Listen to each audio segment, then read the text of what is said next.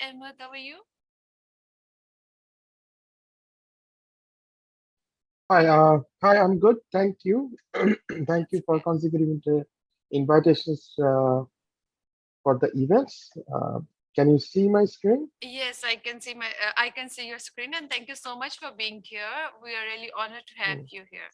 So yes, I can see your slides now. Good luck. Stage is all yours now. Okay, thank you so much.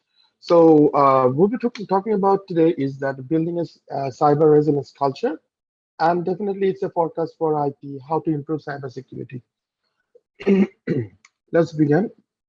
We have actually, uh, divided our discussion in 8 parts. Number one is cyber attack and cyber security.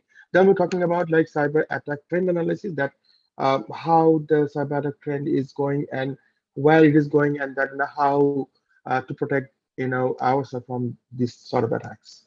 Then we're talking about identify cyber security risk area, implementation of security technology and architecture, and then we're talking about implement security compliance and governance, security technology architecture, cyber ensure cyber incident insurance, and key points to improve cyber resilience.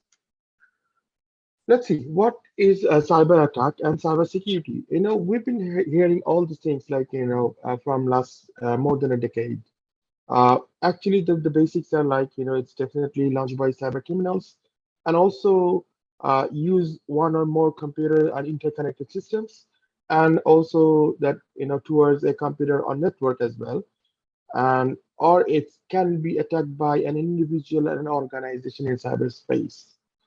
So, in my belief, that what I believe is that the cybersecurity is a practice of protecting information, system, network, and software from digital attackers. So, implementing effective cybersecurity measures is particularly challenging today, because the reason is that now we don't have that much of professional people. Rather, we have more like devices. So we are continually moving towards depending on devices. So in my belief that we need to work on that to growing up more people who can work in as a cybersecurity analyst. Then let's see that the cyber attack and trend analysis. Then fineless malware infection. Compared to 2018, today it is increased more than 1,000%. So corporates and organizations like my banks, we are more focused on adopting endpoint security. Then we're focusing on data leak prevention. Then we focus on file integrity management. So these sort of things are there, and increasing rate of zero-day vulnerability. 30% of malware attacks due to zero-day vulnerability, zero-day vulnerability. So it is analysis from Gartner as well, and there are a lot more like zero-day vulnerability protections there. So organizations should look into it, and build a culture of uh, culture of protecting security in terms of that. Cyber hacktivists and cyber terrorists. Uh, Security breach increased, it is 11% in 2018, and also 67% since 2014. It's a data from Accenture. And AI integrated cyber attacks, which is like artificial intelligence, attackers are more likely generating new bots, so that it can define, it can actually look for the vulnerability weakness in your system, and they can exploit towards from that point. So now the digital movements are there. All bots are working in a banks or like in a financial institute. AI is integrated in all aspects in different areas like trade finance and in a corporate and everything, right? So we need to be more like cautious that when we going for a purchase like bots or like a kind of AI integrated solution.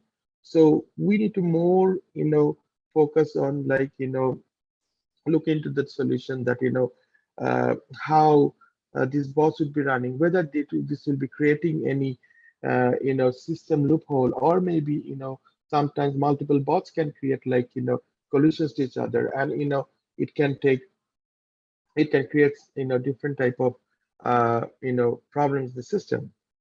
So let's move on to weakness in remote access management.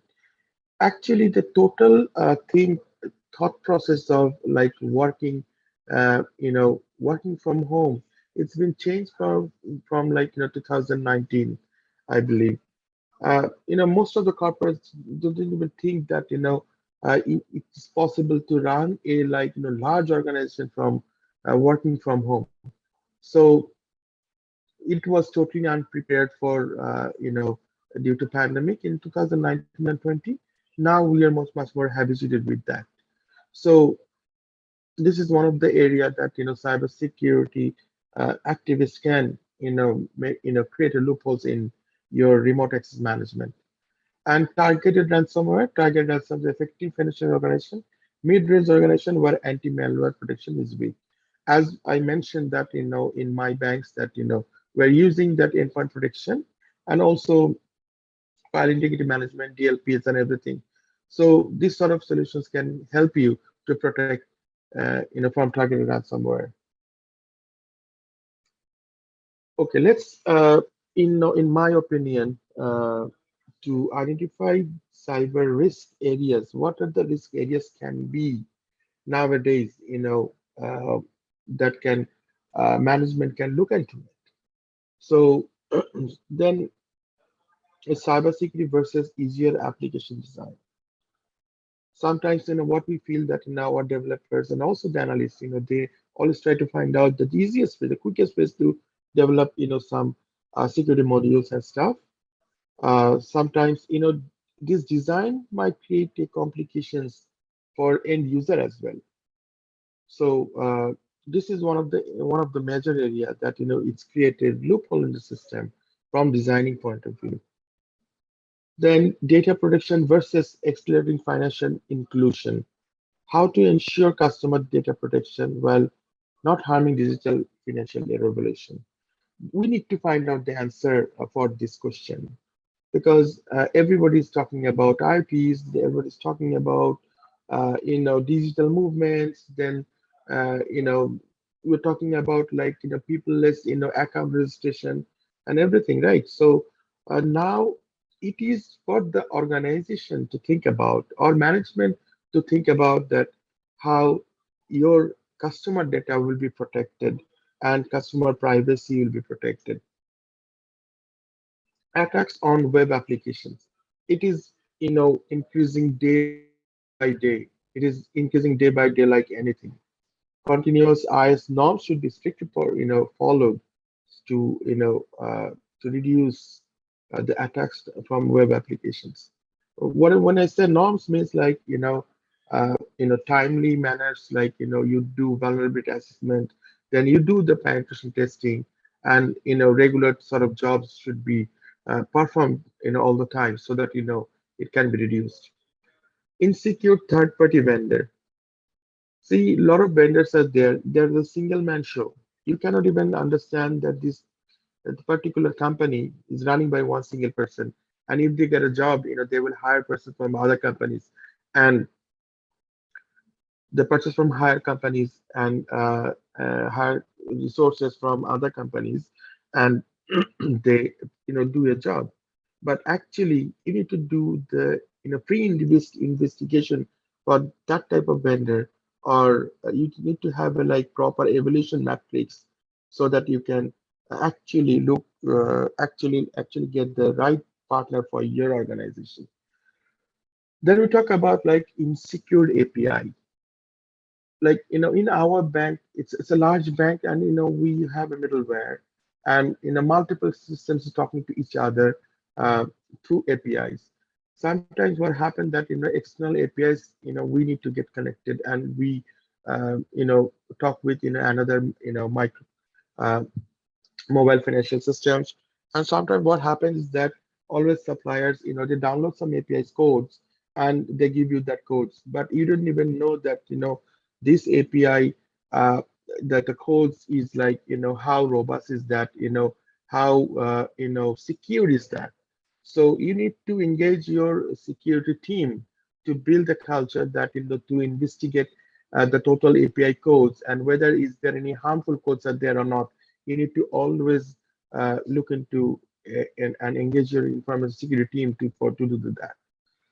And then we talk about, another risk area is business critical data leakage and corporate data intelligence. What does that mean? That, business data leak, definitely it will hamper your business growth, as well as, it can create, reputational loss as well. Let's take an example that, you have a balance sheet, or maybe you have a budgetary sheets and everything. Uh, in any point, if it's get leaked from your system, so, an organization can, face a lot of challenges. Then maintain customer data privacy. This is the most important when someone is dealing with digital data and digital business. If we are failed to do that, we may out of business at any time. So when you talk about customer data, customer sensitive data, we talk about, like, their personal name, or their date of birth, and their father's and parents' name, and their spouse name. So this sort of data is customer personal data. So it is very much important to ensure that customer data privacy, because the thing is that whenever you call to a call center, or a bank can verify you through all the data, right? So if it's not protected in our custody, so anyone can, jeopardize, his account, or maybe, he can do false transaction as well. So, in my point, that these are the areas, is a core cyber risk area that is relies on. Let's move on to implementation of security technology and architecture. I divided it into, this technology and architecture implementation in two different parts.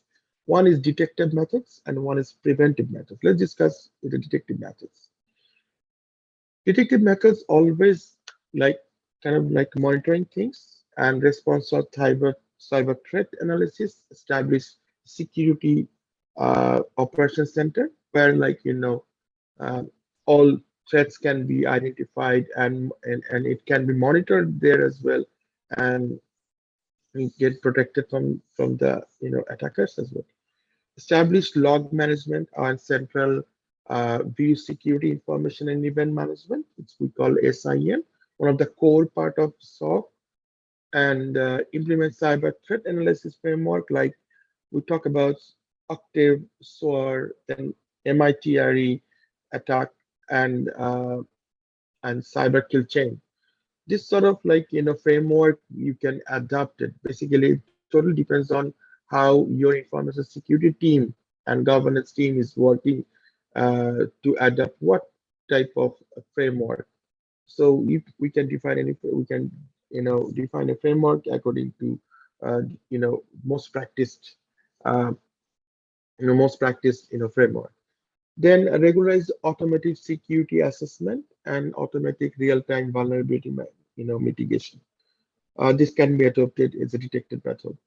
Then let's come to a preventive methods, like implement secured access control. It's like IAM and PAM, and administrative seek ensure proper training of the staff. Then ensure strong encryption, secure VPN, implement essential security solution like firewall, IPS, IDS, web application firewall, anti-malware, DLPs, and etc.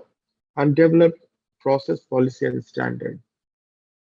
So this is, in my views, that, the security technology, how security technology can be a an architecture can be a prepare yourself from cyber attacks and make your organization more secure.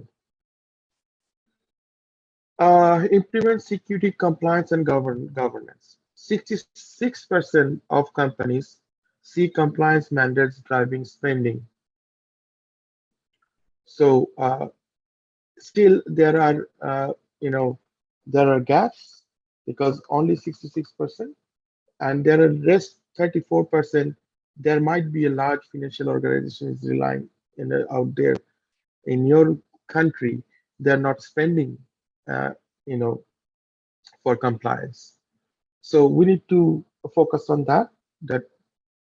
And in 2018, business spent 1.3 million on average to meet compliance requirement, and were expected to put in additional 1.8 million for compliance and governance maintenance. It's according to IAAP.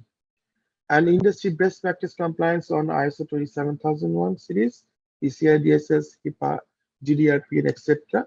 And it must be introduced. This is the we cross the timeline for that.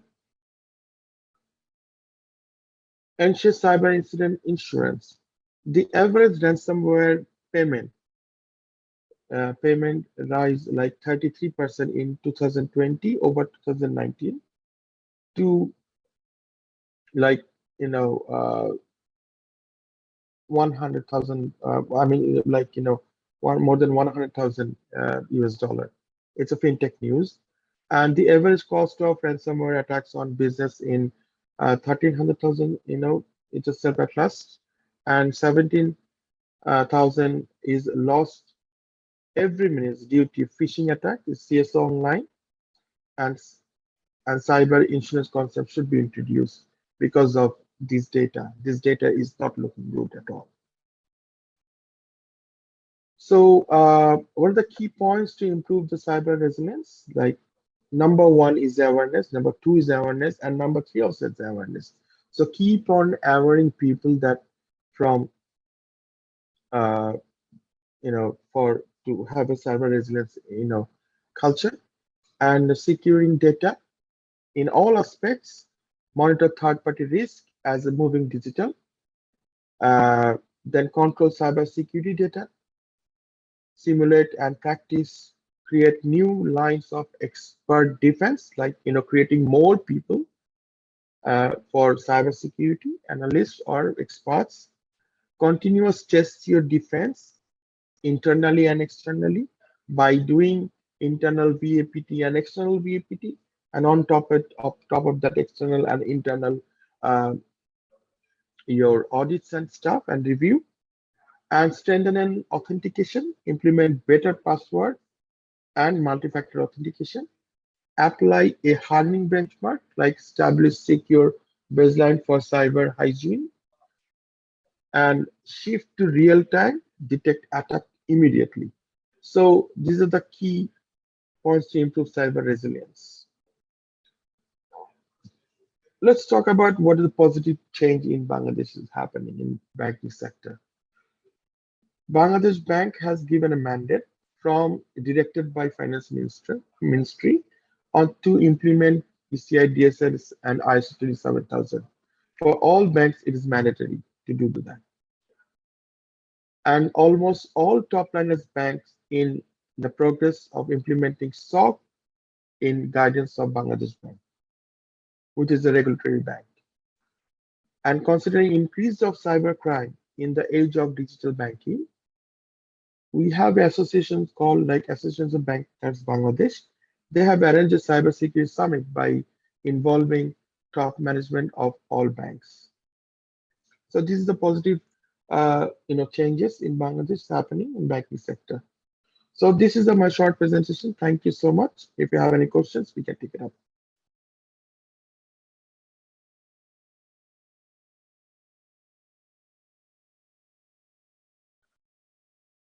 Hi, Ahmed. Thank you so much for your wonderful presentation, and it was really very informative session.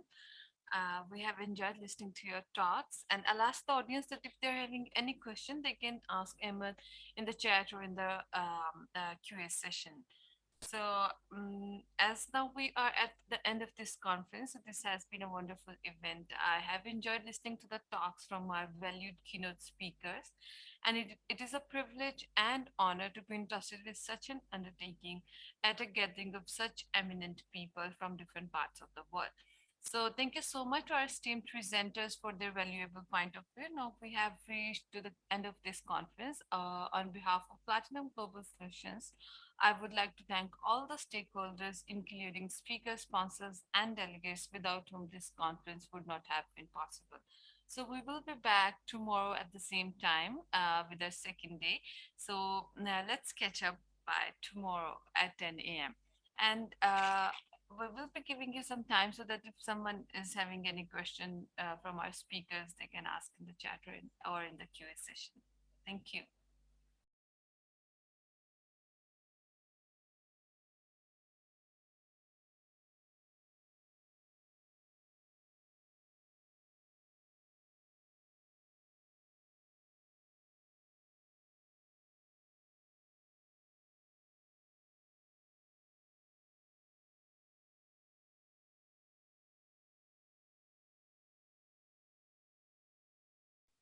Okay, there is a question that someone asked, like idea about zero trust architecture to improve cyber resilience.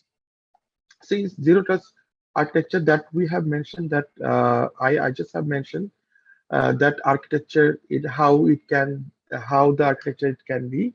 You now must need to define a SOC, where, like the SOC behavior. So you need to identify that SOC team member, how their how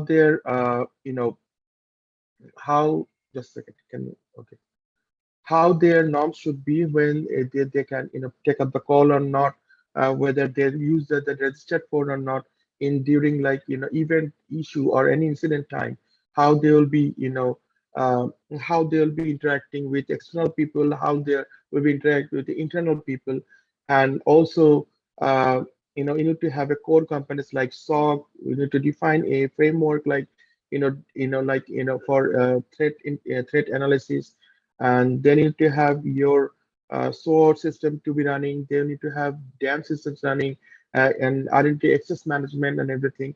All the total things can be developed a cyber resilience culture. It's we add in terms of your detective methods, but preventive methods, you have to go for, like IAM and PAM solution. Then you need to go for your WAF and DDoS, and everything should be running in place. So in total, all implementation and all the process, policy, and culture should be developed, and then you can say it's a cyber resilience architecture. I hope I made you understand.